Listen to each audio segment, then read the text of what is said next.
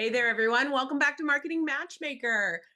So, for those of you that are out there marketing your business, and you may not be quite at that ads and funnel stage yet, today's episode is going to be for you because there are other ways to market your business that do not require a massive investment of time. Well, time always. You either have time or money in marketing, but they don't necessarily require a lot of money to get started and really to grow a business to a very successful level. So today I have Nicky Billou on, and he's going to talk to us all about that. Nicky is actually the leader of eCircle Academy, and I am super excited to have this discussion with you, Nicky. So tell everybody who you are, what you do, and who you serve. Jennifer, first of all, thanks so much for having me on the show. It's a real honor to be here. I'll tell you a bit about my backstory. I'm actually originally an immigrant from the Middle East. I'm a Christian from Iran. Now, when I was 11 years old, the Islamic Revolution took place in Iran, and it turned my world for sure upside down. Now, my mom and dad, they could see, there was gunfights in the streets, and there was all kinds of rhetoric coming that if you were not a Muslim, it wasn't going to be going so good for you. So they thought, we got to get out of here. They made a plan and they grabbed my two brothers and I. And it took a few years, but they settled us where I now live, which is in Toronto, in Canada. Nice. And now you got to get it. At the time, I'm a kid, right? Like, I didn't want to leave my home. I didn't want to leave my friends. But looking back, it was the single greatest thing mom and dad could have done for me and my two brothers. They took us from a legacy of tyranny to a legacy of freedom. Now, I believe that if you're an entrepreneur, that word freedom should mean something to you, should mean something very precious to you. Because without freedom, you don't have free expression. Without free expression, you can't decide and talk out what you want to do, what path you want to take in life. And having lived in a tyrannical country, if you don't have free expression, you don't have free enterprise, which means you're going to need to have relationships with the right people if you want to have any business that makes money. So it's a really precious thing that we here in the West get to live in freedom, get to choose our own path. And I think every entrepreneur should really make a bold stand to say, I love freedom and I believe in freedom and I'm grateful for what we have here. And it takes maybe someone like me who was born in a tyrannical country to bring it to the people that were born here. But that, I think, is the first foremost bedrock of foundation. And freedom really is what allows entrepreneurs to do what they do. And I serve entrepreneurs. And most of the entrepreneurs I serve tend to be folks who mostly are like solopreneurs type people. Maybe they got one or two people working with them. They're making under $1 million a year, most of them. They're good people with big hearts. They want to make a difference for other people. But, maybe business isn't their forte, especially sales and marketing, right? Maybe they're a little scared of selling. They don't want to be seen as one of those pushy people, those people reeking of commission breath when they walk in the room, you know what I mean? So the problem is, because of that, they don't go after business that they should because they don't want to be seen as pushy. So that person who could use their help doesn't get their help, right?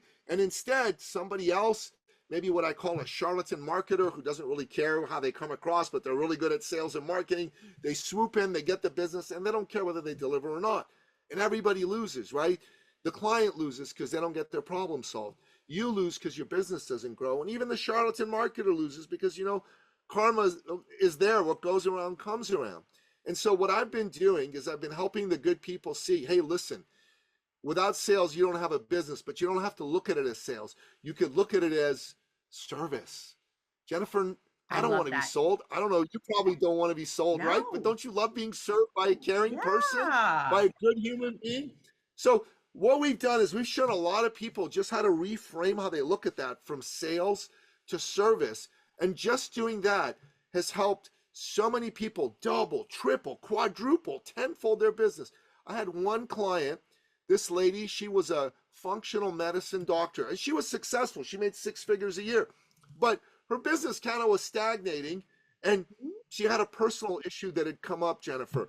Her father, who was like her hero, was dying of glioblastoma, brain cancer. And she wanted to honor him and his memory because he was someone who'd really been there for her, and he was a successful man, a successful entrepreneur. She wanted us to be successful. She says, I have to make $1 million a year. I have to do this. And a few months after I met her, her father died, unfortunately. And when we were at her wake, she said, okay, I think I'm finally ready. Can we sit down and talk? So we had a chat with her. We said, okay, listen, so what's going on? And she said, well, look, I love what I do, but I'm not one of these pushy people. I don't want to sell people. And, I can help anybody. And I said, listen, I don't want you to sell anybody, but isn't it true that a lot of people need your help? She said, yeah, that's very true. I said, so let's think of it as service. You're no longer doing sales calls. You're doing service calls. You're doing help Yeah. calls. And that flip in her mind helped her double her income her first year. Then her second year, we decided, maybe we shouldn't go after everybody. Maybe we should narrow your focus, right? The whole thing. I'm assuming you're American. Americans call them niches. We call them niches. But there are Either riches way. in niches, as Americans like to say, right? There are riches in niches. So we said to her, let's narrow your focus. She says, well, I don't know who I should go after. I said, let me do this little exercise for you. I call it the ideal client exercise, TM. So what we did was we said, make a list of every client you've ever worked with that you've gotten amazing results for, like top-notch results. She did that and what the results were. I said, okay, make another list of every client you've ever worked with that you loved working with. Like it made your heart sing just to hear them on the phone with you. Their voice just made you smile, right? She made a list of all of those. And then I said, make a list of every client you've ever worked with that was easy to do business with, easy to transact with. They paid on time, in full. They gave you lots of referrals. No fuss, no muss, no bizarre dickering over prices or things like that. She made a list of all those. And I said, I want you to go with a filter and see who's on all three lists. Yep. And she said, okay, I got it. I said, okay, you got them? She goes, yeah. There's about 150 people on all three lists. I go, wow, that's a lot. I said, what do they have in common? So we went through that. The vast majority were women. So I said, okay, so women are your gals. That's good. We figured that out. And they weren't just women. They were professional women. So they worked in corporations and they had big jobs, or they were entrepreneurs, and they were all over the age of 45. And I'm like, okay, that's good information. What else about them? She says, they're all married, almost all of them. I'm like, okay, cool. And they have kids. I go, okay, their marriages are good, things with kids. She says, everything's great in their lives. I go, then why'd they come see you? She said, well, one thing wasn't so great. I said, give me more. She said, well, they're over 45. They've been working hard for their family. They've been working hard for their work and their clients, and the company they were with. They weren't taking care of themselves. They'd maybe let themselves go a little bit. They weren't as healthy. They weren't as fit. And they didn't feel as beautiful and sexy.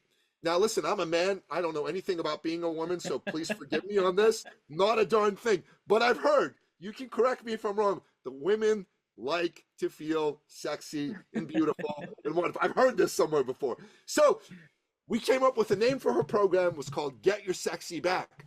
Boom. She doubled her income again in year 2 and doubled it again in year 3.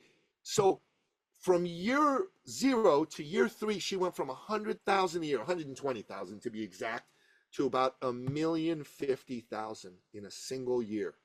Just from, first of all, serving, service calls, serve calls, help calls, no more sales calls. And secondly, narrowing the focus to her ideal client, who was a woman, professional, married, and wanted to feel sexy and lovely and beautiful again.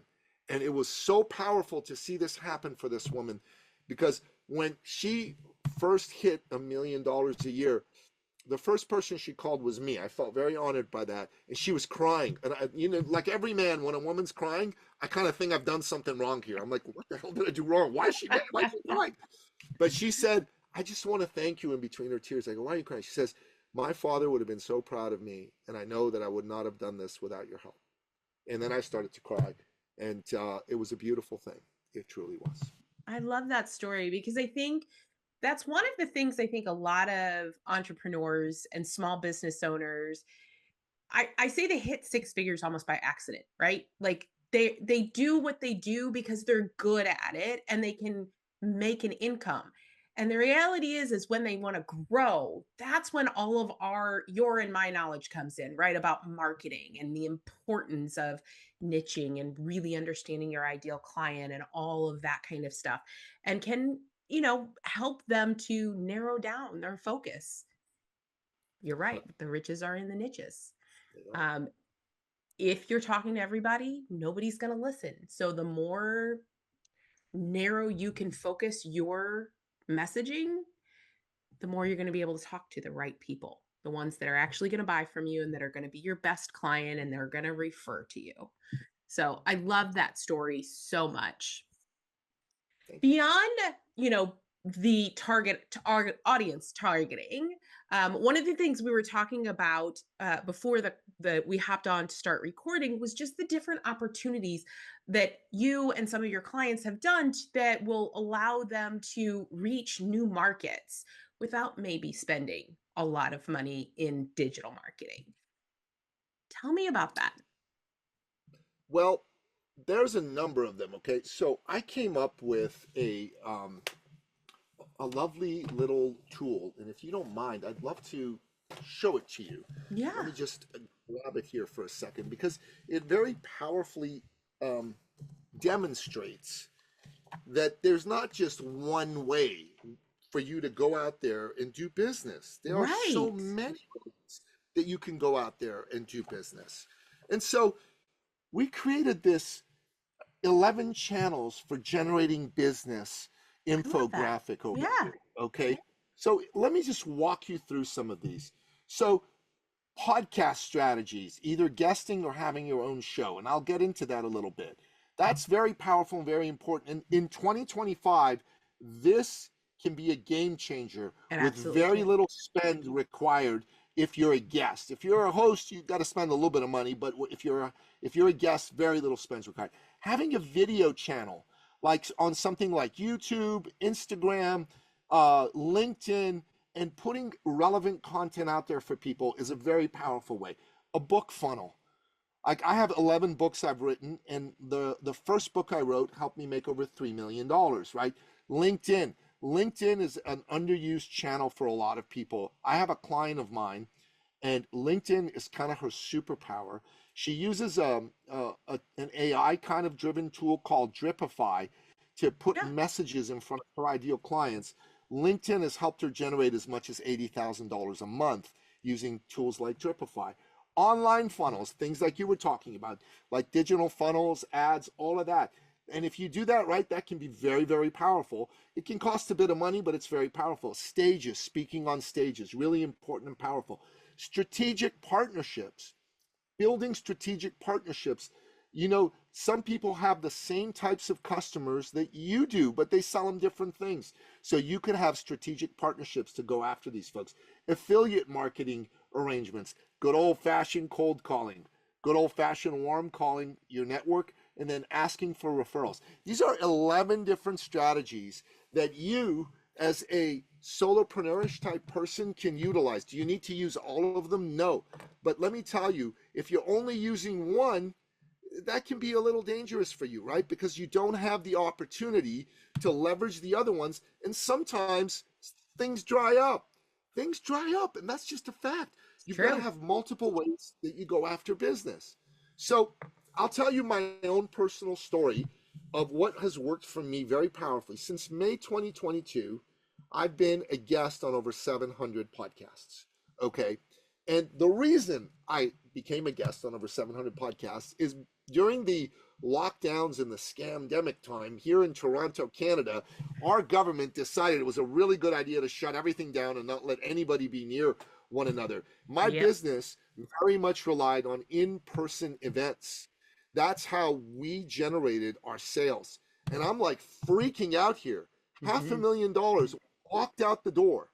So I called my business coach, a man named Mark Von Muser.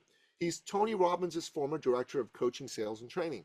He helped Tony Robbins add over $100 million to his income using his skills and methodology. So this guy is the man. He's where it's at. So I call him up and I go, yo, Mark, I'm freaking out over here, man. I need to replace my income. What can we do? And Mark has this thing he does. He goes, let me think for a minute. And then he goes silent. And you better not say anything until he's ready to talk, because you know what? He's like deep thinking. So he's deep thinking. I'm sitting here. I'm getting a little impatient. I'm drumming my fingers. And then he goes, okay, I got it. I go, all right, tell me. He said, what if we had you go be a guest on other people's podcasts, but not the way you've been doing it, which is, just to have a great conversation and hopefully someone will connect with you, but to get leads, sales, and clients. I'm like, okay, sounds good. How do we do it? Now, he gave me the greatest piece of coaching I've ever received in my life. It may even be the greatest single piece of coaching you've ever heard in your life, Jennifer. And I'm going to quote him directly, verbatim. He said, and I quote, "I have no freaking idea, but we will figure it out together."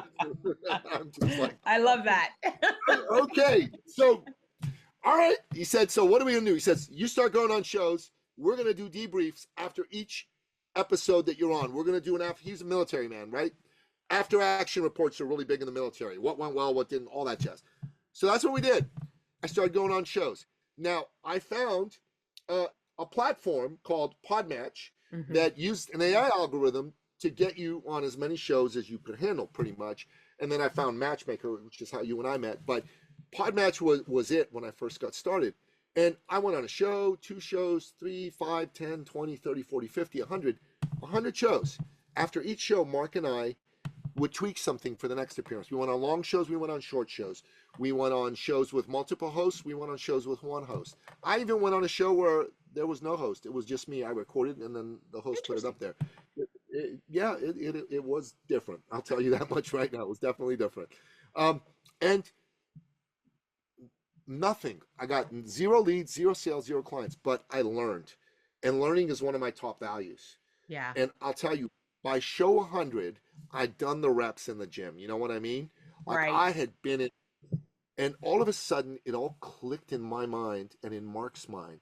And we looked at each other and we said, okay, we got it. Show 101, I got my first lead, which turned into a sale and a client. And since then, I've generated part-time 3 to 5 hours a week. And I do these other channels that I told you about. Stages and a couple other, do them big time. I generated just under $500,000 in sales. That's awesome. 3 to 5 hours a week from podcast guesting. Now, here's what was wild. Almost nobody else I know who's gone on a lot of podcasts got these kinds of results. And so I was like going, why is that? And I said, Mark, why is that? And here's what we figured out. There are 3 reasons why nobody else is getting these. Number 1, they're going on shows with what I call a weak intention. Their intention is, I'm going on the show to have a great conversation and hopefully someone will respond to me. Right. That's a hope-for marketing strategy. My intention and our intention was, I'm going on a show to get lead sales and clients. That intention was foremost in our minds, right?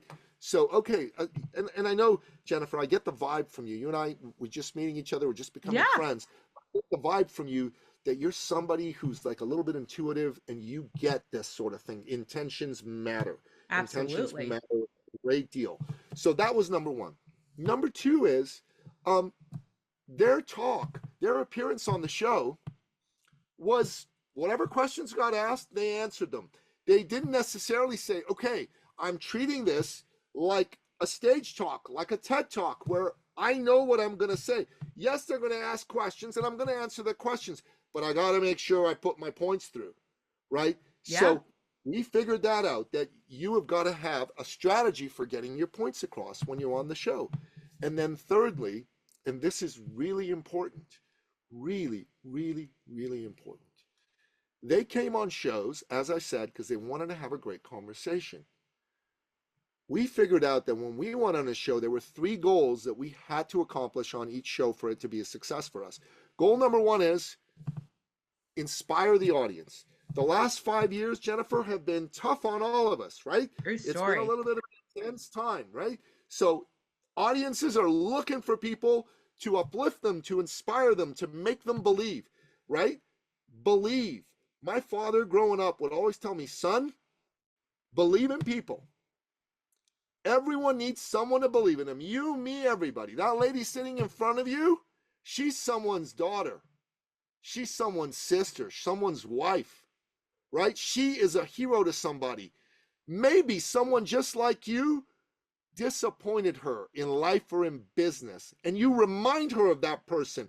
She isn't even trying to be reminded, but the way you are, the way you talk, whatever, reminds her of that person. It's your job to get past that and restore her faith in the goodness of humanity.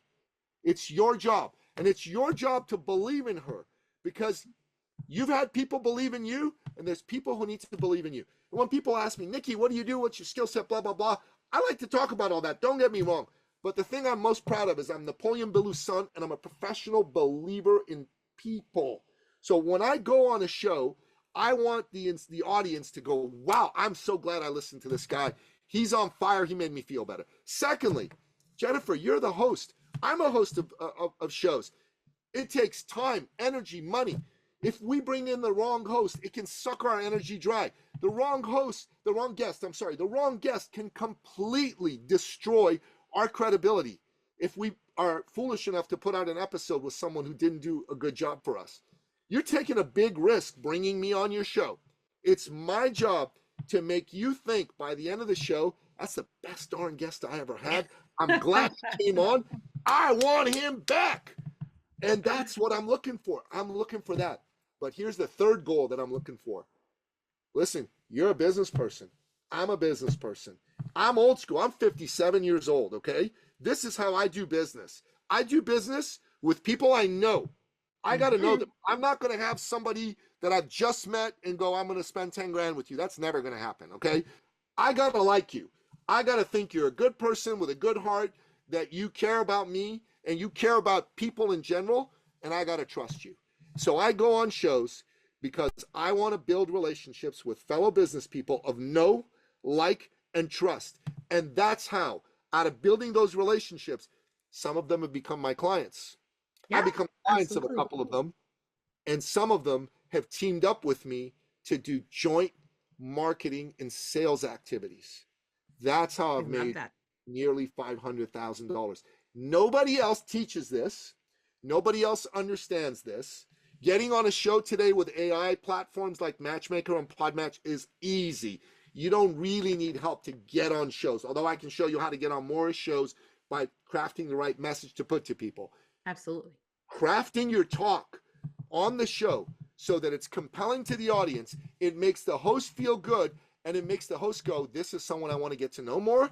That is, like, you know what I mean? That's the part. It is. I mean, that's the secret sauce. Honestly, I interview sauce. a lot of people on this podcast, and I'm guesting on other podcasts. And the ones that are the best are the ones that you can create a relationship with the podcaster as well as the audience. That's the whole point of this and marketing in general.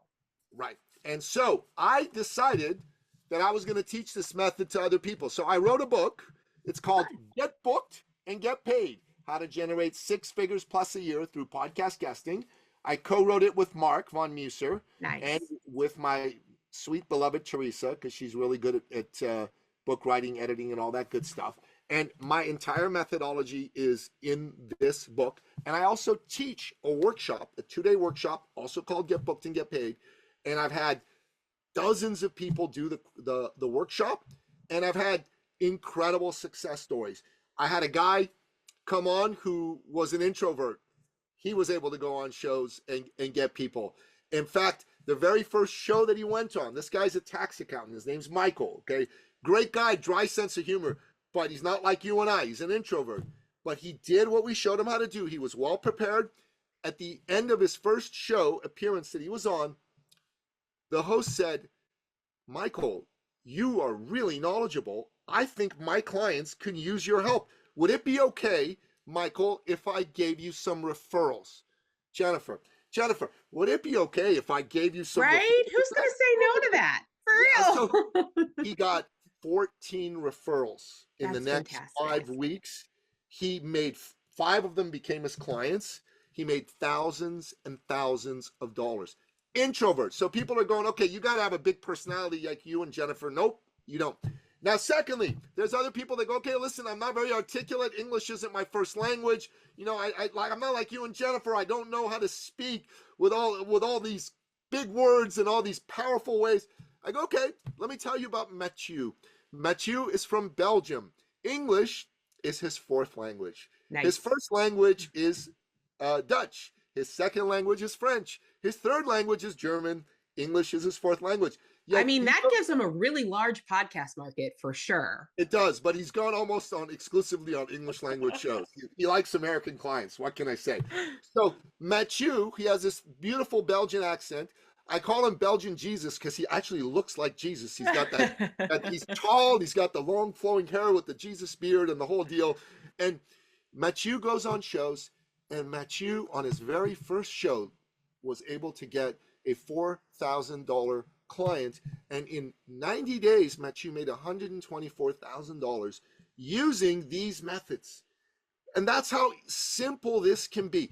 Now people are going and listening, okay, this sounds good, all right, sign me up. How do I do it? Great, go get the book, get yourself on shows right away, because if you do this, this will open doors up for you, because nobody else is doing this other than people like me and Jennifer. Everybody else is trying to do other things. And I'm not saying they don't work, because they do work. But let me tell you, they cost money. A lot of them cost money. You got to be ready to invest some cash to make certain things work for yourself. And some of the other things, a lot of other people are doing them, which means there's a red ocean. There was a book several years ago, Blue Ocean Strategy. Red ocean is where everybody is trying the same marketing things, and it's bloody because everybody's going after the same pie. Blue oceans are where there's no competition, and podcast guesting is a blue ocean. I agree. I mean, honestly, one of the reasons I love doing this podcast is meeting guests like you, but also the fact that even with as many podcasts that are out there, because there are millions of them, it is still very much a blue ocean, because there are billions of people on the planet. So you're only competing with a small number.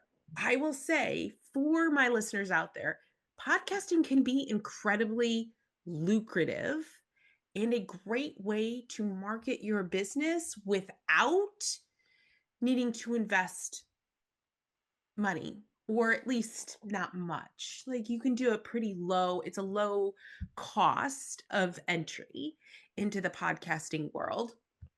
And like Nikki and I were talking about earlier, marketing is layered. It's multi-layered. Never rely on just one thing, because I promise you, like in 2020 when COVID happened and you were on the stage everywhere before that, and then it shuts down, something will happen in the world or in your life where one option is no longer an option. Make sure that you are investing in different avenues to market your business. Nikki, thank you so much for being on the show and sharing this knowledge with my audience. For those that are interested in the podcasting portion, where can they find your book? So it's on Amazon. So if you go to Amazon and you type in my name, Nicky Billou, I'm the only Nicky Ballou on the whole planet. So it's really easy. And the book, it'll be the first of my 11 books that'll show up. Get booked and get paid. Awesome. I will also put that link in the show notes for everybody. For those of you out there that think podcasting might be a good avenue, whether you are introverted or shy, I will actually tell you, if you are shy, podcasting can actually be a lot easier, because you don't have to walk into a room of people. You're just talking to one all along the way. Head over to Amazon, get Nikki's book, connect with him so that he can help you set up your podcast talks in a way that's actually going to help you grow your business. And if you've liked this episode, follow us on YouTube and Spotify and Apple. Comment, let us know what you liked about it, what you liked about Nikki, and connect with him. All of this information will be in the show notes. Nikki, thank you so much for joining us today. Everyone else, I will see you next week. Thank you so much, Jennifer. Thank you for listening to the Marketing Matchmaker podcast. If you enjoyed this episode, I would love to hear your feedback. Please head over to Apple, iTunes, and leave a review so we can hear from you. And if you are a coach, consultant, or online course creator who are looking to grow your business, increase your income, and scale your impact, connect with me at yourmarketingmatchmaker.com. I look forward to hearing from you.